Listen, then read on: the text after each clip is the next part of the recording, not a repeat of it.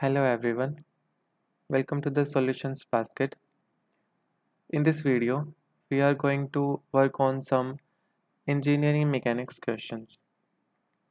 So, here is our first question. Our first question is that the two forces P and Q are acting at an angle alpha. The resultant forces R acts at an angle of theta with force P. Then the value of theta will be. So in this question we need to find the value of theta. Now we know the parallelogram law of forces. What is the parallelogram law of forces? That if two forces act on a point with an angle alpha, they shows the adjacent side of a parallelogram like this.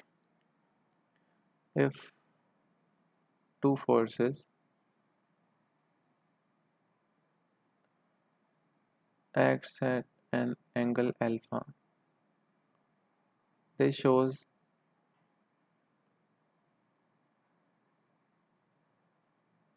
the adjacent sides of the parallelogram like this. Then the resultant forces are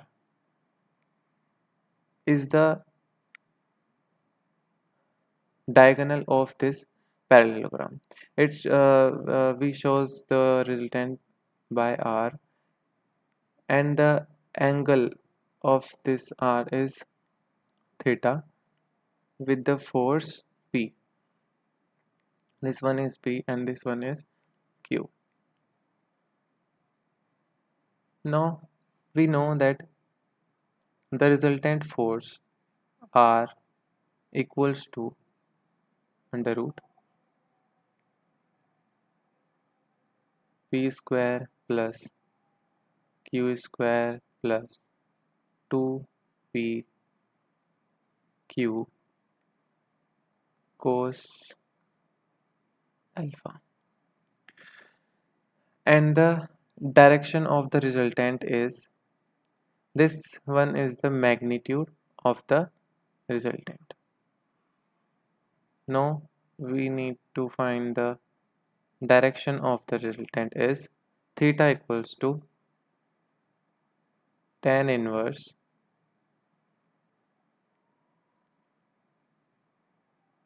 q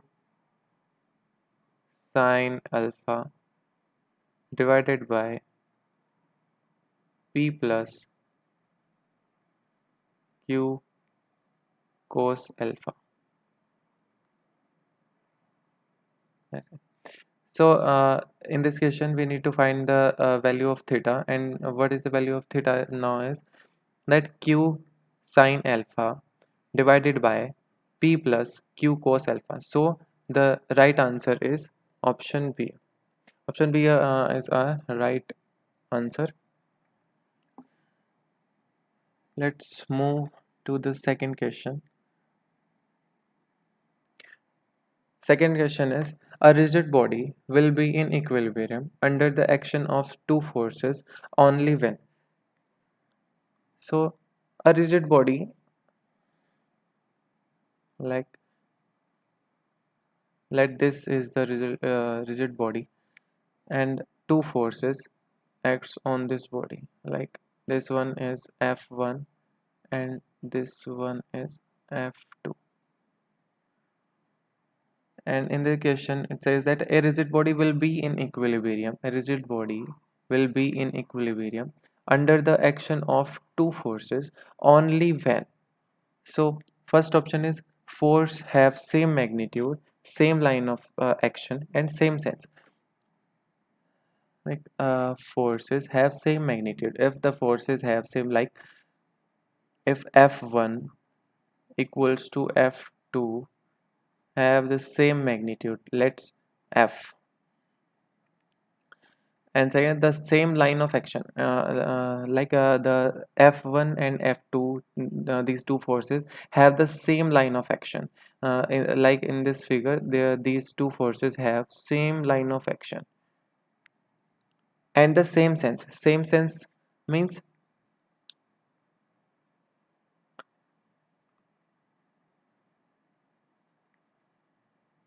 these forces have same magnitude, same line of action, and the same sense.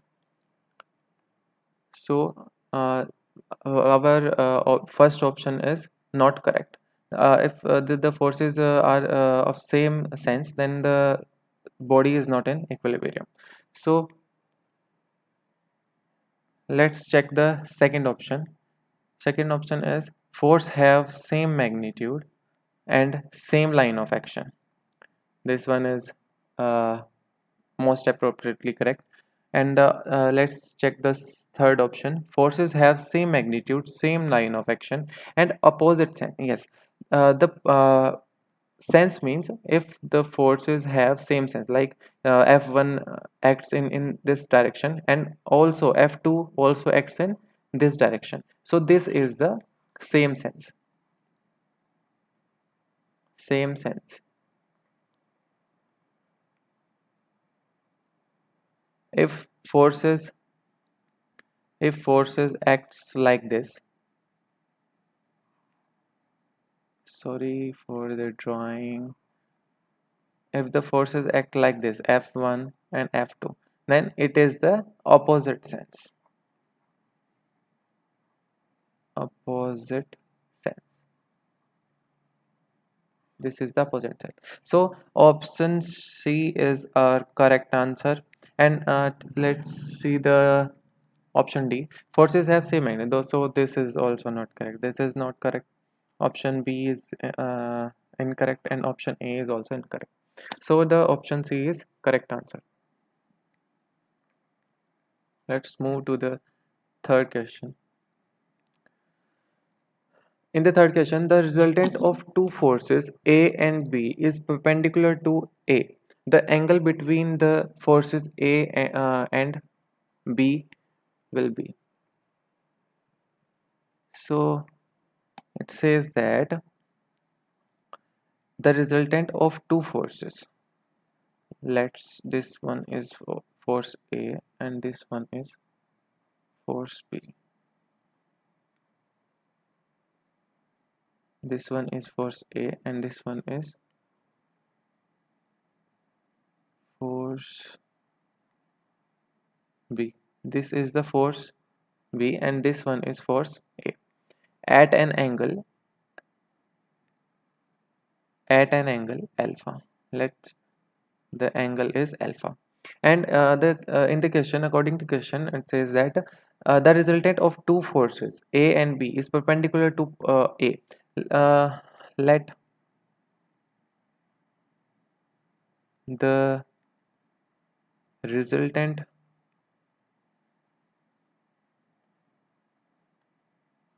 force is R. So it says that the resultant force is perpendicular to the force A. So R is the resultant force. It perpendicular means at an 90 degree. So we know that we know that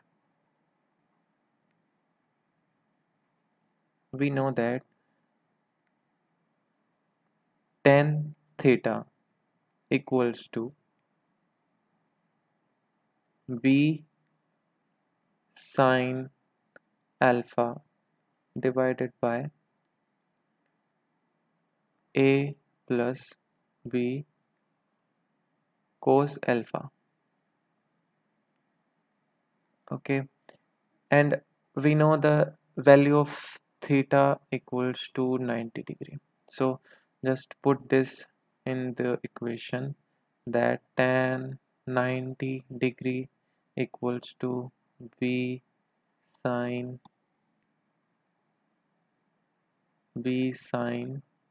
alpha and A plus B cos alpha. We know that the value of 1090 is infinite, and we can write it infinite as 1 by 0. 10, 90 equal infinite, and infinite is write it as 1 divided by 0.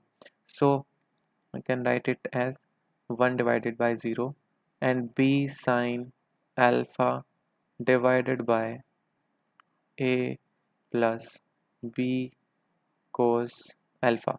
Now let's cross multiply these two sides. Then it is equals to a plus b cos alpha equals to 0. Now we have the answer is b cos alpha equals to minus a, and the cos alpha equals to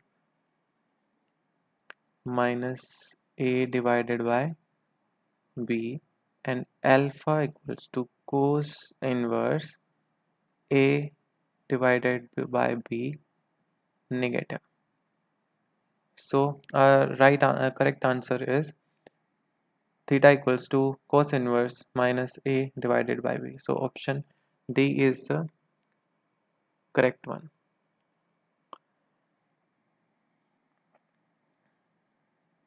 Now let's move to the next question. Question number 4 is pick the odd statement out with regard to Lem's theorem from the following. So what is the Lem's theorem? Lem's theorem is when three forces apply on a point, it's force P, it's force Q, and it's force R, and the angle between P and Q is alpha, angle between Q and R is beta, and angle between P and R is gamma. So the according to Lem's theorem, the ratio of force P and the sine of angle between other two forces like P and other two forces are R and Q. So what is the angle between R and Q are? Beta.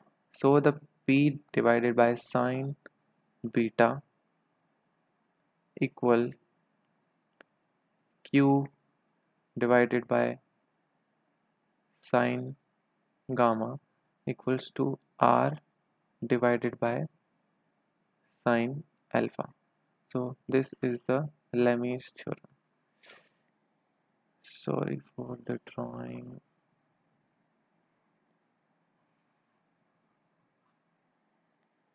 Now check the options.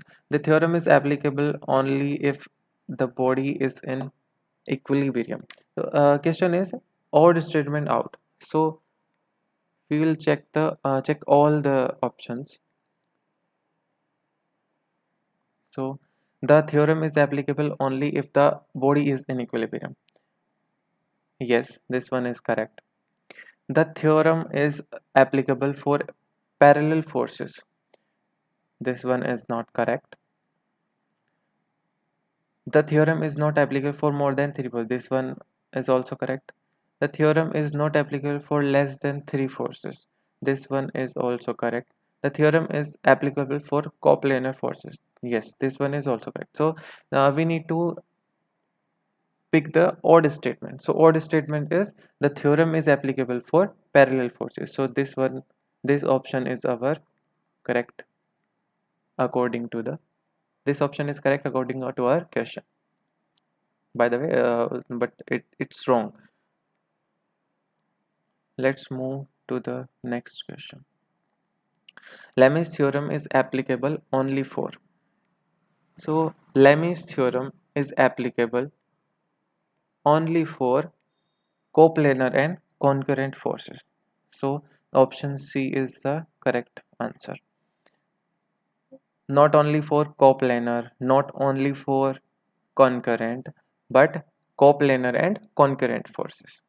So option C is correct. In the previous question, we choose the option E is that the theorem is applicable for coplanar forces. Yes, it is applicable for coplanar forces, but uh, not only coplanar. It is also applicable for concurrent forces. So a coplanar and concurrent forces, this is the most appropriate answer. Let's move to the next question. Concurrent forces 2, 3, 5, 3 and 2 kilonewton.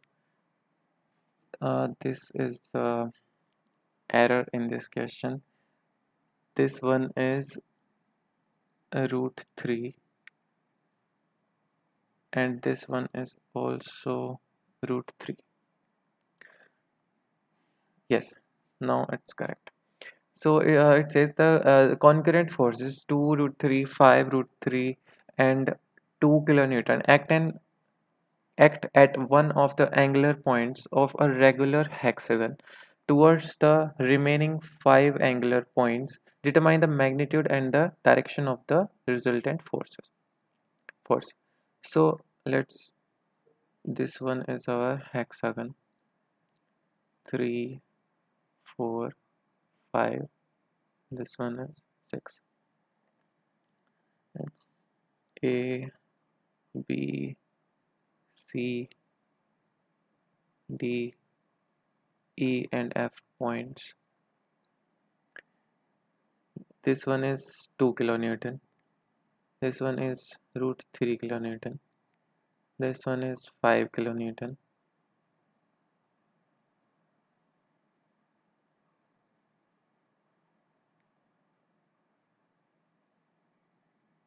This one is also root 3. This one is 2 kilonewton. And this one is our resultant forces. Like,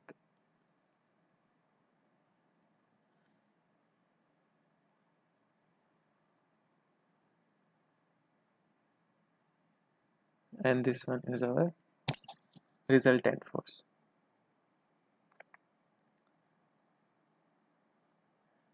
So we need to find the magnitude and direction of the resultant forces. So let's find out the sum of total horizontal forces revolving all the forces in the horizontal direction. So this one is sigma. Horizontal direction means you can write it as sigma h.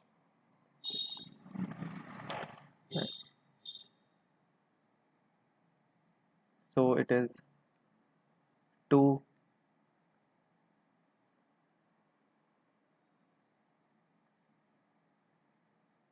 cos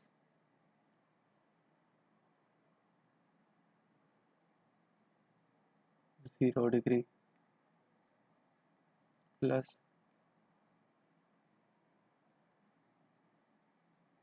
root 3 cos 30 plus 5 cos 60 plus root 3 cos 90 plus 2 cos 120. These angles, like, we start from 0, then we add in 30, then 30 more, then 30 more, then 30 more. So the angle like this. When we calculate these all these terms, we find out the final value is 5 kilonewton. Similarly, vertical forces, sum of vertical forces equals to 2 sine 0 plus root 3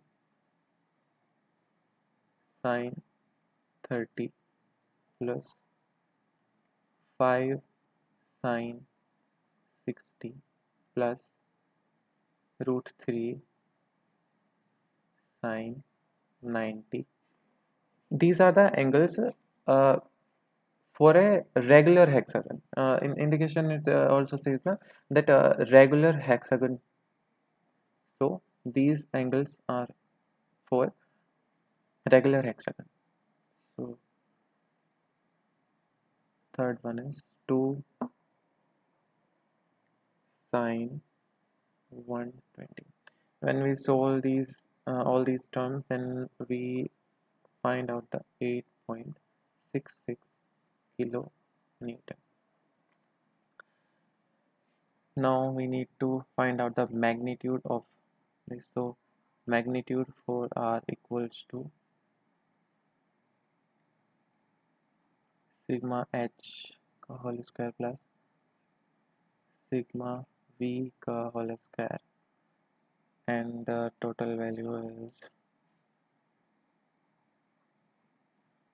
is square plus 8.66 का whole square, and the final value we will find out is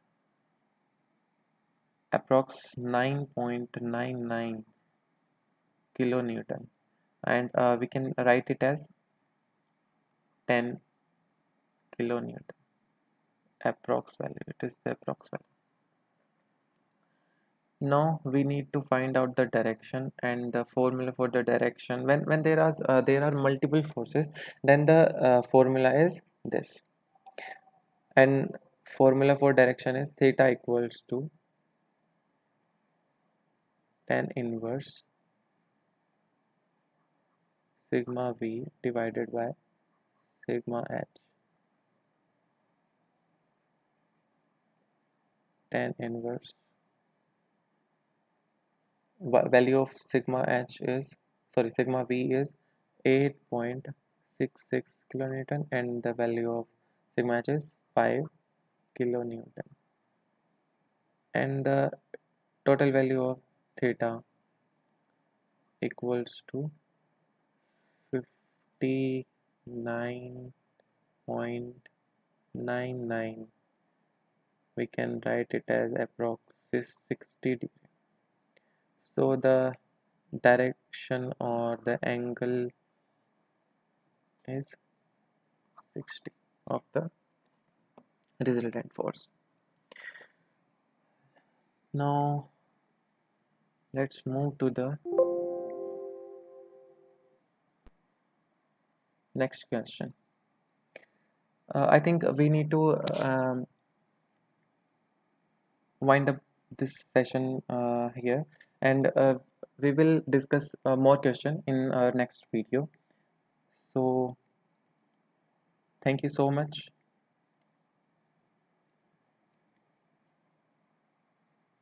Like the video and subscribe the channel, uh, and share if you like it. Here are some more question if you want to try these question. So there are some more question. So thank you so much.